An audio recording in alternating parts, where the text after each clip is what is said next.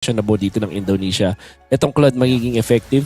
Siguro kailangan nila ng Rome na aggressive na lang para dun sa Eve. Mga wait, ano ba natira? Walang Gatot, walang Hilda, Khalid? Hylos, Khalid. Wala rin Cho eh. So, Hylos or Khalid ang Okay, it's Khalid, going to be the Khalid. Yeah. Overall, a good draft for both teams, honestly. Yeah, very signature actually for both sides. Lalo tong Indonesia. Like, Filipino teams would have preferred the Hylos, pero ito signature talaga to ng Indonesia, yung aggressive roamers. Ang nakakatakot lang dito for Indonesia is yung insane amount of crowd control mula sa Team Philippines. Baka hindi matuwa yung Khalid. Pero kasi hindi Khalid yung problema ng Philippines yung backshot tsaka backshot tsaka Lapu Tsaka kaya feeling ko ang naisip dito ng Indonesia, free game yung Khalid kasi ang purpose ng Khalid last pick is not to add layers of sustain sa kanilang lineup but to provide more problems to the Farsa, to the Granger. Pressure, no? You apply the pressure dun sa mga clash. But I think in the first turtle, ang magiging tricky for the Philippines. Kasi usually kapag pag na-Exodia lineup tayo sa Team Liquid / Team Philippines ngayon, gusto natin makuha yung first turtle at gusto natin malakas tayo doon. Meron tayong Yuzhong, which in itself napakalakas na ganyan. Kaya lang, itong Farsa and Fredrin, kapag kaharap na ang Baksha Lapu na may Eve na nakakuha ng ultimate, doon tayo magiging hirap, I would say. Yung pampalagkit nitong si Yehezkel on this Eve with the real world manipulation, with the crystals, is going to be a problem. Sama mo pa dyan yung anti-sustain na meron ng Baksha na talagang kinokontra itong revitalized playstyle natin mula kay De La Cruz. Yeah. Actually, pag nagbilangan nga tayo ng problema, mas marami yung sa Team Philippines. Kumaga mas marami silang kailangan solusyonan. Yung mga talon mula kay Baksha, mula kay Khalid, even yung Claude, honestly. Like, ang daming po problemahin ni Pabico mamaya pagdating sa late game ni Soriano. Kaso yun nga lang, ang problema ng Indonesia, yung Dragon ni Vinuya. Mamaya mo na intindihin yung mga problema namin. Intindihin nyo yung Dragon ni Vinuya. First turtle ay hindi pa pala problema. Mas malaking problema pa pala yung laning stage na ipinanalo na dito ni Vinuya. Napakalaking bagay nito because this will open up the map so much. Hindi makaka-rest po agad itong Lapu-Lapu, makakaangat itong Gatot Kacha as we are seeing right now. And syempre, itong si Fredrin ay malayang makakuha ng farm na meron siya. Nakita natin dito ang Philippines na may mas maraming impormasyon kung anong ginagawa ng Indonesia at level 2 pa lang ang Lapu-Lapu ng Indonesia. Yeah, technically speaking nga, parang pwede mo nang i-guarantee. Ngayon pa lang, yung dalawang turtle mapupunta na sa Philippines Kasi sa ganitong klaseng start, malaking factor talaga. Grabe. Yung may advantage yung Yuzhong early Black Dragon form. Oh my God. Yung kay CCM yun, kay Feed Vinuya, tumumba kagad si Chin.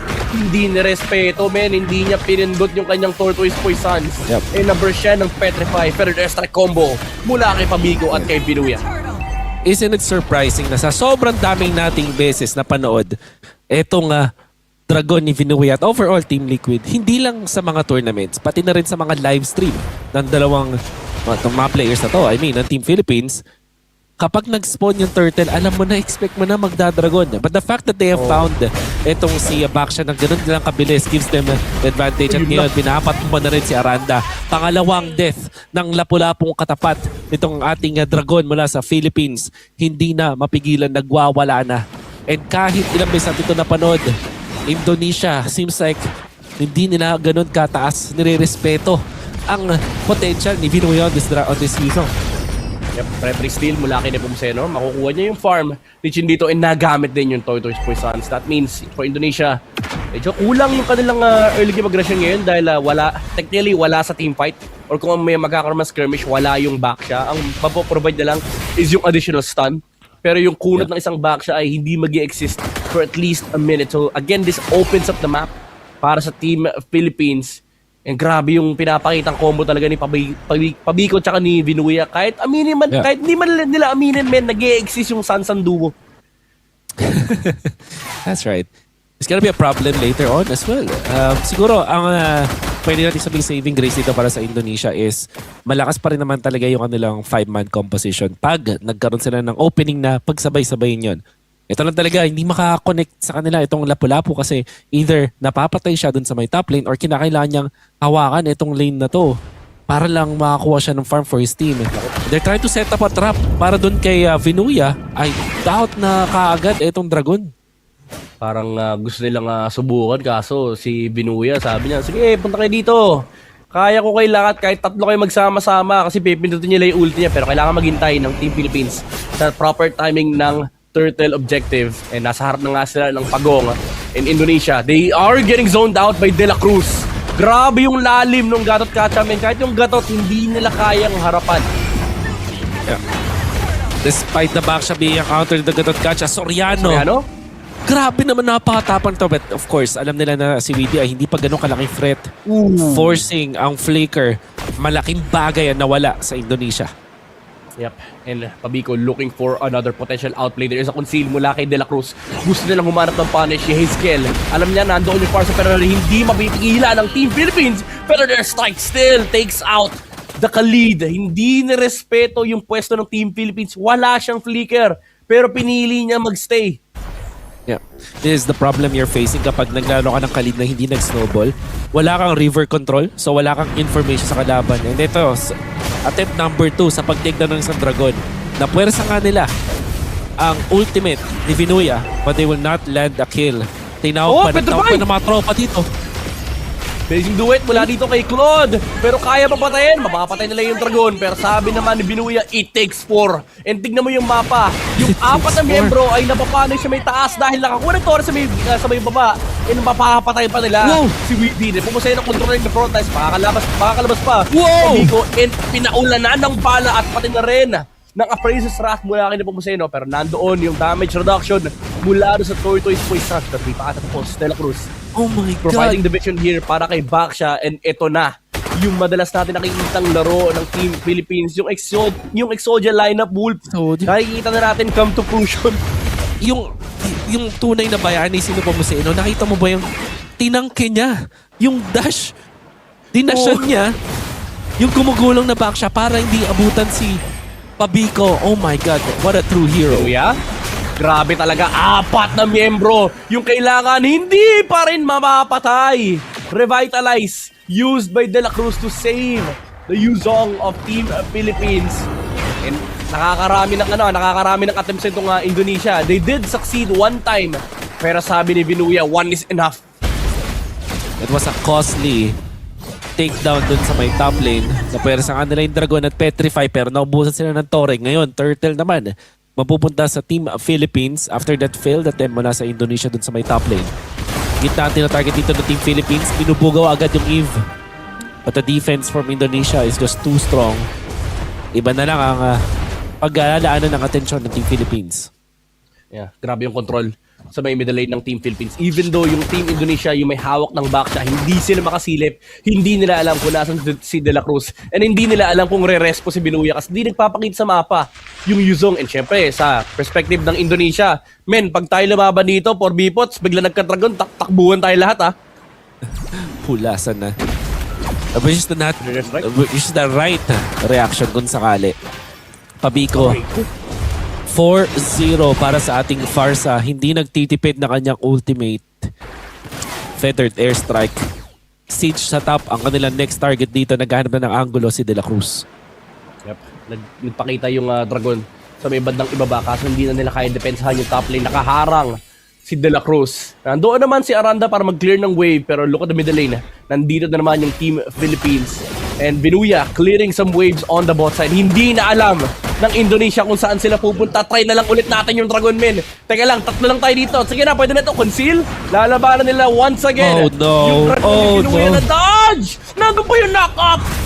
Misconnection mula sa Team Indonesia. Kaya pa ba nilang ilaban to, Chin? Na paggamit ng Tortoise Poison, stuck muna, pulasan na. Hindi pa rin sapat, men. 3 lang kasi yung pinadala ng Indonesia. For sure, ang daming words of affirmation na bitaw ni Binuya doon. Kung gaano kalupit ko kanya side set, Weedy naman. Makakataas naman dito. Eve Ultimate actually catching 3 members of Philippines ngayon. Kagunta na si Pabico. But nandito na yung Dragon Midnight. Black Dragon 4 mula kay Binuya, flicker out mula kay Eve, nandoon yung pagkabit pa niya sa second skill, aabot pa niya si Hazel De La Cruz, sustaining the front line, Blazing Duet, walang tinamaan, si Chin ay tutumba na rin, that's the backshot gone, and sa harap pa ng Lord, Team Philippines, they are poised right now to take the objective. Kawawa naman yung sahig Wolf na Blazing Duet yung sahig. Tinesting lang kung gumagana nga ba talaga ang Blazing Duet na yun nagwala sa dance floor. Etong si Leonardo. Unfortunately, Team Philippines sobrang handa. Makakuha nila yung Lord ng ganun-ganun lang. Yung init na pinakita ng Team Indonesia, nawala agad in game number 2 as they're missing the mark. In fact, Vinuya, oh my God. Talagang mapapasabi ka ng words of affirmation sa kalaban mo, ikaw si Vinuya. Kita mo yung ginawa ko, I love you pare. Pero hindi ko alam kung saan papunta actually yung Raging Sandstorm na yon. Ang lupit mo pero Raging- I love you. Yung Raging Nagwala. Sandstorm ni Weedy. Papunta rin sa Nagdabog, Dragon boss. Men. Grabe yun. I thought I've seen everything sa mundo ng MLBB. Marami pa pala tayong hindi nakikita midnight. Oo, literal. Marami tayong hindi pa nakikita tulad ng mga Hellcurt picks. 'Di ba na medyo nagiging meta ngayon. Feather Strike, kita-kita naman ng Team Indonesia. Babagsak sa harap nilang base. Tinamaan si SK pero walang ibang tinamaan. Makakapagdepensa pa naman ang Team Indonesia. Pero may Lord na nagmamarcha sa may ibaba. Kailangan nilang manatili sa kanilang base and si Binuya.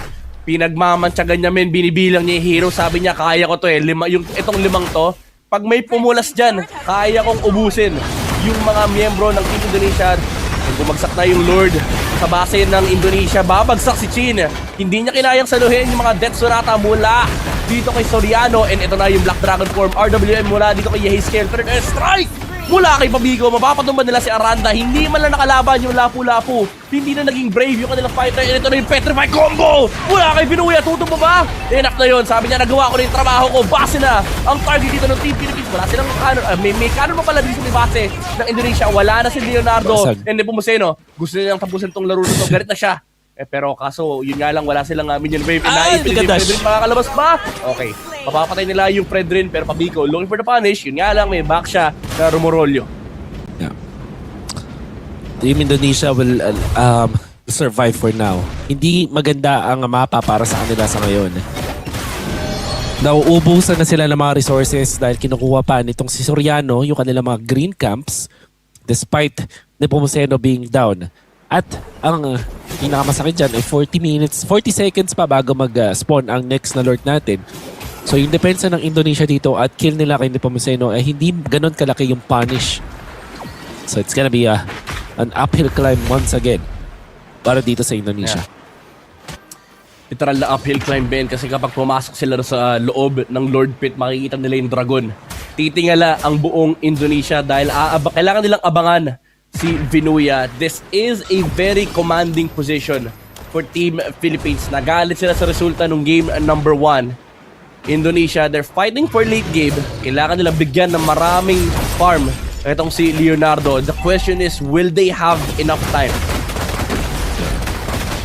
Seems like kahit may oras ata, yung problema dito si De La Cruz eh. Nakita mo naman kung gano'n sila kadaling na spot out dito. So the next question is, ano yung gagawing move dito ng Philippines? Pagsasabayin ba nila yung minion waves para in a way manalify yung wave clear ng Indonesia? May ganun kasi. Pag alam mong Eve or Farsa yung katapat mo, mas maganda pagsabay-sabayin mo yung mga minions para isa lang yung mamamanage ng isang Eve. Seems like madali ang depensa para sa Indonesia sa ngayon. Yeah. Kontrolado pa naman ng Philippines ang base rito ng Indonesia. Hindi man nila mapagsasabay yung mid at yung dalawang side lane. Sabay naman yung top at bot na clear nila yun. Black Dragon form with the Feather Strike. Gusto nila talagang pasagin itong Torre sa harap ng Indonesia in the middle lane. 2 lanes left. Actually, 1 lane left for in Philippines. And bumagsak na naman yung back siya. Napakalambot nung gulong ng Indonesia. And ito na yung Lord. Nagmamarke sa harap ng base nila. Look at the Dragon. Leonardo with a Blazing Duet. No damage on this Claude. And Aranda falls down to the bullets of the Granger. And tutumba na rin si Leonardo. Triple kill para kay Soriano. Nag-aarap siya ng isa pang kill. And Pabico takes it along